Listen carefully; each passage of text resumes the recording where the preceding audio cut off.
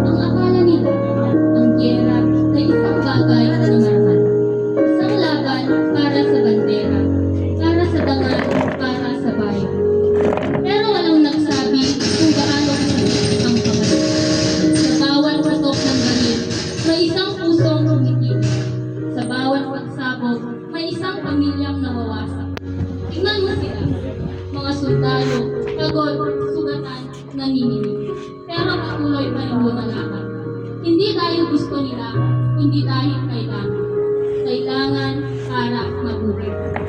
At sa kabilang banda, mga ina, mga anak, mga pamilyang naiwas.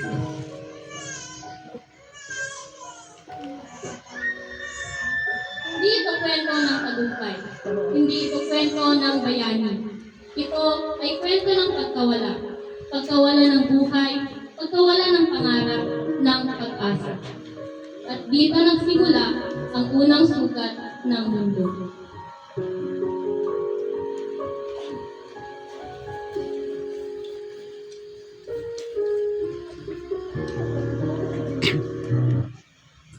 At pagkatapos lahat ng sakit, dumating ang katahimikan. Tahimik pero hindi payapa. Nagtipon ng mga lider, nag-usap, nagdesisyon. At sa harap ng mundo, sila ay nagkamay. Ngumiti at ang mga tao ay nagpalakpakan. Dahil akala nila, ito na ang katapusan. Wala ng giyera, wala ng dugo, wala ng iyakan.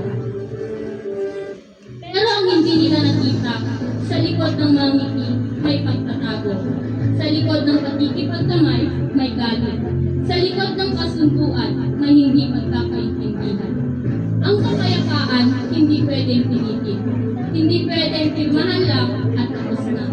Dahil ang sugat, kahit hindi mo nakikita, nandyan pa rin. At kapag hindi mo ito ginamot, babalik at mas lalala pa.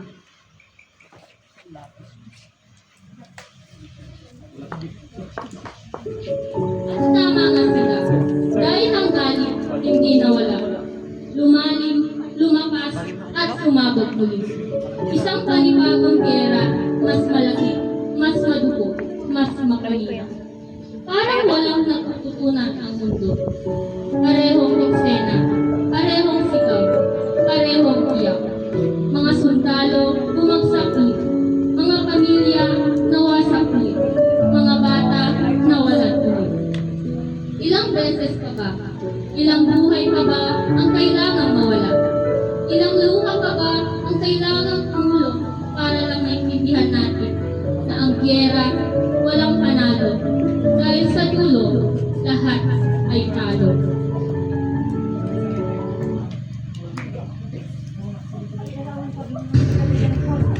At ngayon, akala natin natuto na tayo.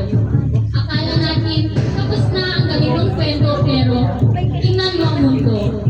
May tensyon, may alitan, may hitwaan.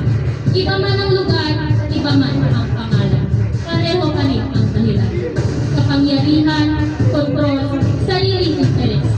Habang ang mga nasa taas nagtatalo, ang mga nasa baba ang nahihirapan. Ang mga ordinaryong tao, tayo. Sa bawat kapitan, sa bawat headline, parang may kaparating. Isang bagay na ayaw na natin maulit.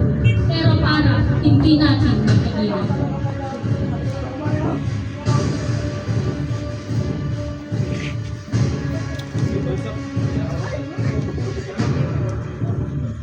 Pero hindi lahat ay mananatiling tahimik.